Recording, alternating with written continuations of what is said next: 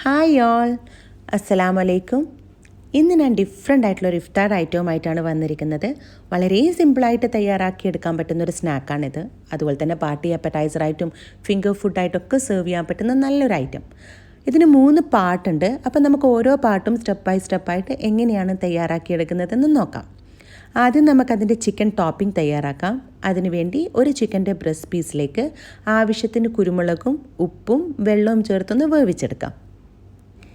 ഇനി ഇതൊരു മിക്സിയുടെ ജാറിലിട്ട് ക്രഷ് ചെയ്തതിന് ശേഷം ഇതുപോലൊരു വലിയ ബൗളിലേക്ക് മാറ്റുക.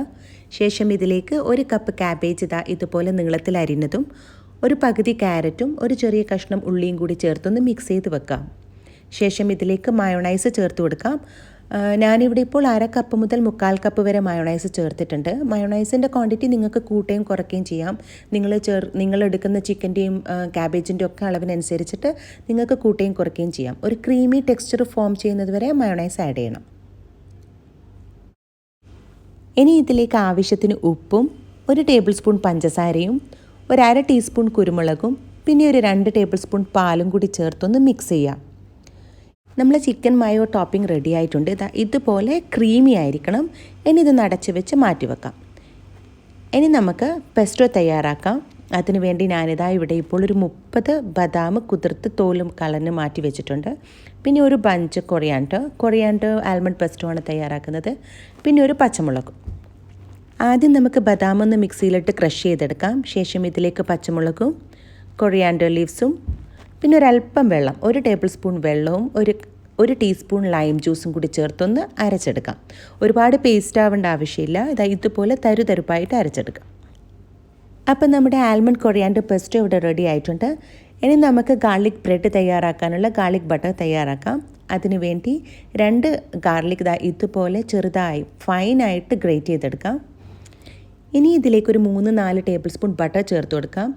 ബട്ടർ റൂം ടെമ്പറേച്ചറിലായിരിക്കണം കേട്ടോ, ഇല്ലെങ്കിൽ അത് മിക്സ് ചെയ്തെടുക്കാൻ കുറച്ച് പാടായിരിക്കും. ശേഷം ഒരു ഫോക്ക് കൊണ്ട് ഗാർലിക്കും ബട്ടറും കൂടി നല്ലപോലെ മിക്സ് ചെയ്ത് മാറ്റി വെക്കാം. അപ്പം നമ്മുടെ ഗാർലിക് ബട്ടർ റെഡി ആയി കഴിഞ്ഞു. ഇനി നമുക്ക് ബ്രെഡിൻ്റെ അരികെല്ലാം കട്ട് ചെയ്ത് മാറ്റാം. ഈ അരികൊന്നും കളയണ്ട കേട്ടോ. ഇതൊരു സിപ്പ് ലോക്ക് ബാഗിലിട്ട് ഫ്രീസറിൽ സൂക്ഷിക്കുകയാണെങ്കിൽ നമ്മൾ കട്ട്ലറ്റും റോൾസൊക്കെ ഉണ്ടാക്കുന്ന നേരം ഇതൊന്ന് പൊടിച്ച് നമുക്ക് ബ്രെഡ് ക്രംസിന് പകരം യൂസ് ചെയ്യാം. ശേഷം ഇതുപോലെ 2 പീസായി കട്ട് ചെയ്യുക. അപ്പോൾ നമുക്കൊരു റെക്റ്റാങ്കുലർ പീസ് കിട്ടും.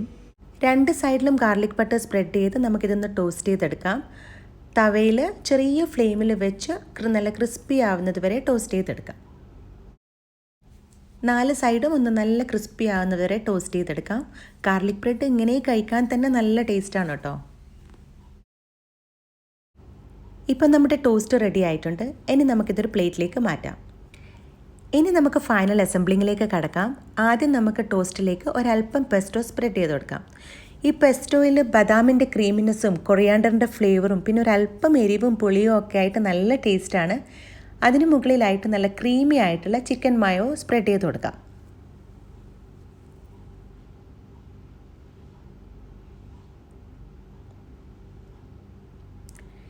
ശേഷം ഒരു ചെറിയ മല്ലിയില വെച്ചൊന്ന് ഗാർണിഷ് ചെയ്തെടുക്കാം.